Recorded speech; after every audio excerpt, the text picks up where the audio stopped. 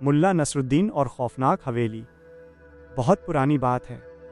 एक शहर के बाहर एक पुरानी और वीरान हवेली थी। इस हवेली के बारे में पूरे शहर में ये बात मशहूर थी कि वहाँ एक खौफनाक साया रहता है। लोग कहते थे कि जो भी रात के वक्त इस हवेली में कदम रखता है वो डर के मारे अपनी अक्ल खो बैठता है या फिर उल्टे पांव भाग खड़ा होता है। हवेली की दीवारें काली हो चुकी थीं और वहाँ से अजीब व गरीब आवाज़ें सुनाई देती थीं। एक दिन बादशाह ने दरबार में एक बड़ा ऐलान किया। उसने कहा, जो कोई भी इस खौफनाक हवेली में पूरी रात अकेला गुजार कर दिखाएगा, मैं उसे 500 सोने की अशर्फियाँ इनाम में दूंगा। लेकिन शर्त यह है कि वो शख्स डर कर भागेगा नहीं और सुबह तक वहाँ मौजूद रहेगा। अशर्फियों का नाम सुनकर बहुत से जवानों ने हिम्मत दिखाई, मगर जैसे ही शाम ढलने लगती और हवेली के साए लंबे होते, सबका दम निकल जाता। कोई भी दहलीज पार करने की हिम्मत न कर सका। जब मुल्ला नसरुद्दीन तक ये बात पहुंची तो वो फौरन दरबार पहुंचे और आगे बढ़कर बोले, जनाब, मुझे ये शर्त मंजूर है। सोने की अशर्फियाँ वाकई बहुत काम आएंगी, और रही बात डर की, तो डर सिर्फ वहाँ होता है जहाँ अक्ल काम नहीं करती। लोग मुल्ला को हैरत से देखने लगे। कुछ ने कहा कि मुल्ला पागल हो गए हैं और कुछ ने कहा कि ये मुल्ला की आखिरी रात होगी। बादशाह ने भी समझाया, मगर मुल्ला नसरुद्दीन अपनी बात पर कायम रहे। उन्होंने अपने साथ सिर्फ एक पुराना लालटेन, थोड़ा सा खाना और एक मोटी सी लाठी ली। जब सूरज डूबने लगा और हवेली के खंडहरों से गीदड़ों के रोने की आवाज़ें आने लगीं, तो मुल्ला निडर होकर उस हवेली के बड़े दरवाजे की तरफ बढ़ने लगे। शहर के लोग हवेली के बाहर तक उन्हें छोड़ने आए और दूर से ही सलाम करके वापस भाग गए। मुल्ला ने हवेली का भारी दरवाज़ा धक्का दिया, जो एक भारी चूं की आवाज़ के साथ खुला। अंदर अंधेरा इतना गहरा था कि लालटेन की रोशनी भी कम लग रही थी। मुल्ला ने एक गहरी सांस ली और मुस्कुराकर बोले, आओ भाई साए, देखते हैं तुम में कितनी हिम्मत है और मुझ में कितनी अक्ल। मुल्ला नसरुद्दीन हवेली के दरमियानी सहन में पहुंच चुके थे। हवेली के दरो दीवार से पुरानी मिट्टी और नमी की अजीब सी बू आ रही थी। उन्होंने हवेली के एक बड़े से कमरे का इंतखाब किया, जिसकी छत अब भी सलामत थी। मुल्ला ने वहां अपनी चादर बिछाई, लालटेन एक कोने में रखी और आराम से बैठ गए। रात जैसे जैसे बीतती गई, बाहर की आवाज़ें खत्म होती गईं और हवेली के अंदर का सन्नाटा गहरा होता गया। अचानक छत के किसी कोने से टप टप की आवाज़ आने लगी। मुल्ला ने ऊपर देखा, मगर अंधेरा इतना था कि कुछ नज़र न आया। उन्होंने सोचा, शायद छत से पानी टपक रहा है, मगर बाहर तो बारिश नहीं हो रही थी। फिर अचानक हवेली के दूसरे कोने से किसी के चलने की आवाज़ आई। ऐसा लग रहा था कि कोई भारी कदमों से रेशमी कपड़े घसीटता हुआ मुल्ला की तरफ बढ़ रहा है। सर की यह आवाज़ इतनी करीब आ गई कि मुल्ला को महसूस हुआ कि कोई उनकी पीठ के पीछे खड़ा है। मुल्ला ने हिम्मत नहीं हारी। उन्होंने दिल ही दिल में कहा, नसरुद्दीन, अगर डर गए तो 500 अशर्फियाँ दरिया में बह जाएंगी। उन्होंने तेज़ी से अपनी लाठी उठाई और पीछे मुड़कर लालटेन की रोशनी की, मगर वहाँ कोई नहीं था। सिर्फ दीवार पर उनका अपना लंबा और तैरता हुआ साया था, जो लालटेन की थरथराती रोशनी में किसी भूत जैसा लग रहा था। मुल्ला हंस दिए और बोले, ओ मेरे साए, इतना शोर क्यों मचा रहे हो? मुझसे दोस्ती कर लो तो रात सुकून से गुजरेगी। लेकिन अभी मुल्ला की हंसी ख़त्म नहीं हुई थी कि कमरे का भारी दरवाज़ा खुद ब खुद बंद हो गया। मुल्ला ने दरवाज़ा खोलने की कोशिश की, मगर वो जैसे जम गया था। उसी वक्त कमरे के रोशनदान से एक सफ़ेद धुंधली सी चीज़ अंदर दाखिल हुई और हवा में मुअल्लक लटक हो गई। उसके चेहरे की जगह सिर्फ 2 जलती हुई सुर्ख आंखें थीं, जो मुल्ला को घूर रही थीं। मुल्ला ने एक गहरी सांस ली और लालटेन थोड़ा ऊपर उठाकर उस साए से मुखातिब हुए, भाई साहब, आप थोड़ा लेट हो गए हैं। मैंने तो खाना खा लिया है। अगर आपको भूख लगी है तो बताइए, वरना मुझे सोने दें। वो खौफनाक साया एक दर्दनाक चीख के साथ मुल्ला की तरफ लपका। मुल्ला ने फौरन अपनी लाठी घुमाई, मगर लाठी हवा में से गुजर गई जैसे वहाँ कुछ था ही नहीं। साया गायब हो गया, मगर पूरी हवेली में एक खौफनाक कहकहा गूंजने लगा। वो खौफनाक कहकहा अभी हवेली की दीवारों से टकरा ही रहा था कि मुल्ला नसरुद्दीन ने महसूस किया कि उनका लालटेन बुझने वाला है। तेल खत्म हो रहा था और रोशनी मध्यम पड़ रही थी। मुल्ला ने सोचा, अगर ये रोशनी बुझ गई तो ये साया मुझ पर हावी हो जाएगा। मुझे इस डर की जड़ तक पहुंचने के लिए हिम्मत दिखानी होगी।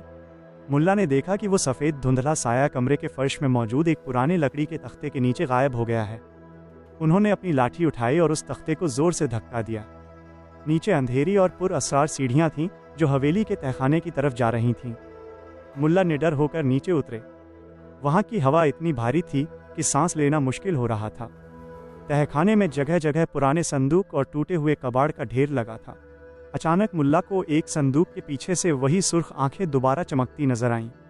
मुल्ला ने गरज कर कहा, तुम जो कोई भी हो, याद रखो कि नसरुद्दीन सिर्फ अल्लाह से डरता है, किसी साये से नहीं। इस बार वो साया बाहर निकला, लेकिन अब उसकी शक्ल मजीद खौफनाक हो चुकी थी।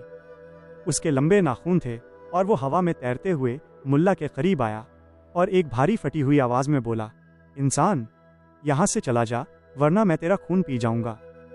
मुल्ला ने डरने के बजाय एक ठंडी आह भरी और बोले, भाई, अगर तुम खून पीना चाहते हो तो पी लो, मगर पहले ये बताओ कि इतने सालों से इस गंदे तहखाने में रहकर तुम्हें थकावट नहीं हुई? मेरे पास थोड़ा सा नमक और रोटी है, चाहो तो मेरे साथ बैठकर खाओ, शायद तुम्हारा गुस्सा ठंडा हो जाए। मुल्ला का ये मजाकिया और बेखौफ अंदाज देखकर वो साया एक पल के लिए ठिठक गया। उसे उम्मीद थी कि मुल्ला चीखेंगे और भागेंगे, मगर यहाँ तो मामला ही उल्टा था। साया गुस्से से मजीद फूल गया और उसने पूरे तहखाने का सामान हवा में उड़ाना शुरू कर दिया। संदूक टूटने लगे और मिट्टी का तूफान उठ खड़ा हुआ। मुल्ला ने अपनी आंखें बंद कर लीं और वहीं बैठ गए। उन्होंने गौर से सुना तो उन्हें सामने की दीवार से कुछ सरसराहट की आवाज़ आई। उन्होंने अपनी मध्यम होती लालटेन उस दीवार की तरफ की। उन्हें वहां दीवार में एक छोटा सा सुराख नजर आया, जहां से बाहर की तेज़ हवा अंदर आ रही थी और एक पुराना पर्दा इस हवा से हिलकर अजीब और गरीब शक्ल बना रहा था। मुल्ला के होंठों पर एक शरारत भरी मुस्कुराहट आई। उन्हें समझ आ गया था कि ये साया दरअसल क्या है। उन्होंने अपनी लाठी उठाई और उस दीवार की तरफ बढ़े। मुल्ला नसरुद्दीन ने जब दीवार के सुराख और हवा के रुख को गौर से देखा तो उनका शुबा यकीन में बदल गया। वो समझ गए कि ये कोई भूत या बला नहीं, बल्कि अक्ल और धोखे का एक खेल है। लेकिन अभी वो दीवार के करीब पहुंचे ही थे कि वही खौफनाक साया दोबारा उनके सामने आ खड़ा हुआ। साये ने गरज कर कहा, रुक जा मुल्ला, अगर तूने एक कदम भी आगे बढ़ाया तो मैं तुझे इसी तहखाने में दफन कर दूंगा। मुल्ला नसरुद्दीन ने एक जोरदार कहका लगाया और अपनी लाठी को दीवार पर जोर से मारा। ओ भाई, ये डराने धमकाने की बातें किसी और के लिए रखो, मैंने तुम्हारी असलियत जान ली है। मुल्ला ने लालटेन की मध्यम रोशनी इस कोने में डाली जहां से साया बार बार निकल रहा था। मुल्ला ने तेजी से झपट कर वो पर्दा खींचा। पर्दा गिरते ही सामने एक दुबला पतला शख्स खड़ा थर थर कांप रहा था। उसने अपने चेहरे पर एक डरावना मुखौटा लगाया हुआ था और हाथ में लाल कांच के 2 टुकड़े पकड़े हुए थे जो रोशनी पड़ने पर आंखों की तरह चमकते थे। मुल्ला ने उसकी गर्दन पकड़ते हुए कहा, तो तुम हो वो खौफनाक साया? वो शख्स फौरन मुल्ला के पैरों में गिर गया और रोने लगा। मुल्ला जी, खुदा के लिए मुझे माफ़ कर दें, मैं कोई भूत नहीं हूँ, मैं तो सिर्फ एक मामूली चोर हूँ। मैंने और मेरे साथी ने ये अफवाह फैलाई थी कि इस हवेली में भूत रहता है ताकि लोग यहाँ ना आएं और हम यहाँ अपना चोरी का माल सुकून से छुपा सकें। मुल्ला ने तहखाने के कोने में नज़र डाली तो वहाँ वाकई कीमती बर्तन, कपड़े और ज़िबाइश सजावट का सामान पड़ा था जो उस चोर ने शहर से चोरी किया था। वो चोर मुल्ला से मिन्नतें करने लगा, मुल्ला जी, ये अशरफियाँ ले लें, ये सारा माल ले लें, बस मुझे छोड़ दें। अगर शहर वालों को पता चला तो वो मुझे जिंदा नहीं छोड़ेंगे। मुल्ला नसरुद्दीन ने मुस्कुराते हुए कहा, बेटा, नसरुद्दीन को डराना इतना आसान नहीं। तुमने पूरे शहर को डराया और मेरी नींद खराब की, अब तुम्हारा अंजाम तो कानून ही तय करेगा। मुल्ला ने उस चोर को उसी की रस्सी से मजबूती से संदूक के साथ बांध दिया।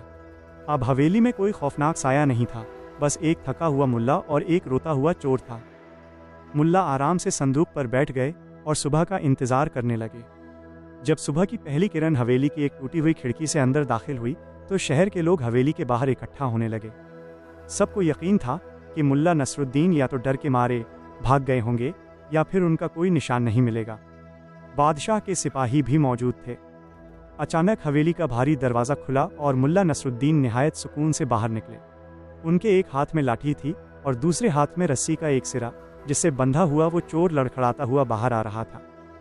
मुल्ला बादशाह के सामने जाकर खड़े हुए और कहा, ये लीजिए आपका भूत।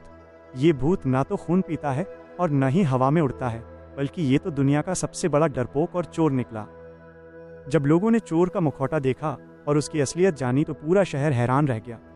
बादशाह ने अपने वादे के मुताबिक 500 सोने की अशरफियाँ मुल्ला के सामने पेश की, मगर मुल्ला ने अशरफियों की थैली हाथ में ली और उसमें से सिर्फ एक अशरफी निकाली।